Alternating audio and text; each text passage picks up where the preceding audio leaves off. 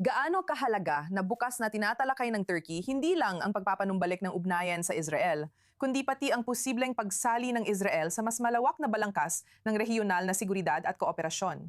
Sa iyong palagay, ito ba ay para lang manginis sa estado ng Israel o ito ba ay seryoso? Oh, magandang gabi. Sa tingin ko, yung huli. Para sa akin, nabibiro lang si Ministrong Panlabas na si Fidan. Tingnan mo, hindi ko rin alam kung saan mo ito pwedeng himayin. Pero, alam mo na. Napakaraming kaalyado at katuwang ang Israel na matibay ang suporta rito. Nakakatawa ang suwestiyon ng Turkey na mas malawak na koalisyon ang mahahanap nila. Sa kabilang banda, nakakatawa ring magtakda ng kondisyon ng Israel o Turkey para muling magbukas o palalimin ng ugnayan batay sa gusto nila. Dahil alam mo, hindi nabanggit na ang Turkey, gaya ng sinabi mo, ay isa sa mga pangunahing nagbibigay ng material na suporta sa Hamas. Pero pati na rin, unti-unti, iba pang mga grupong tulad ng Hezbollah at hindi nabanggitin pa iba pang mga organisasyong extremistang jihadist na direktang naglalayong pahinayan ng Israel at iba pang mga issue ng katatagan sa reyon. Tama. Alam mo, ang mga kondisyon ni Hakan Fidan ay nakasentro sa Gaza at pagkilala sa Estadong Palestino batay sa mga hangganan noong 1967. Alam ng Ankara na hindi kayang tuparin ng gobyerno ng Israel ang mga kondisyong ito, kaya bakit nila ito ginagawa ngayon?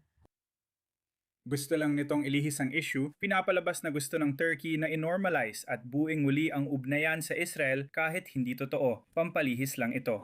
Alam mo, pwedeng sabihin ng gobyerno ng Israel na nakakatawa ang pagtalakay sa pagkilala ng mga hangganan at estado. Kung hindi mo kinikilala ang Republika ng Cyprus, pati na rin ang mga soberanong karapatang pandagat ng mga kaalyadong Europeo tulad ng Greece, napapakita ka ng agresibo at matigas na posisyon. Kaya ito ay isang pagtatangkang ilihis ang usapan at sa totoo lang, parang tinutukso lang, gaya ng sinabi mo, ang Israel ng walang matinong dahilan, kundi para lang ilihis ang paksa.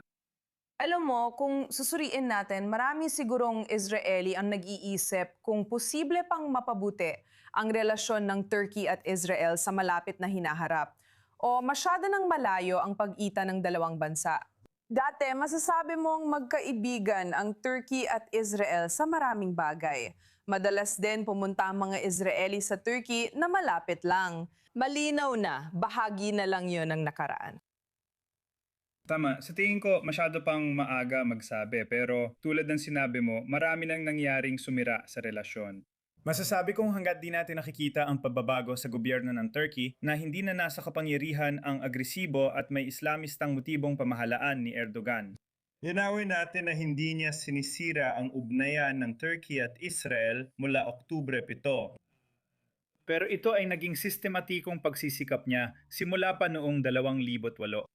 Ginulo niya ang ugnayan ng Turkey at Israel nang walang malinaw na dahilan, kundi gusto niyang huminang Israel batay sa kanyang ideolohiya. Kung may paraan para maayos ang ugnayan, mangyayari lang ito matapos ang panahon ni Erdogan. Tama. Alam mo, ang huli ko talagang gustong itanong sa'yo ay, kung sa tingin mo, ngayon, mas dapat mag-ingat ang kanluran sa Turkey bilang kaalyado, lalo na sa pagtrato nito sa Israel, na isa sa pinakamalalakas na kaalyado ng Estados Unidos.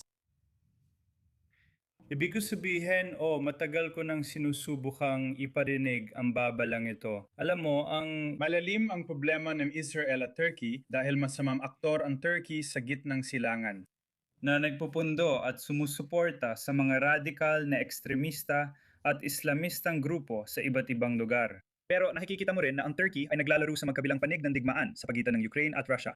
Makikitang sinusubukan ng Turkey pahinain ang relasyon nito sa Unyong Europeo at sa Estados Unidos. Sa tuloy-tuloy na paghingi ng teknolohiyang pangdepensa at kagamitang pangdepensa. Gusto nitong putulin ang alyansa sa mga grupong ito para maglakad sa sariling landas gamit ang tinatawag na strategic autonomy.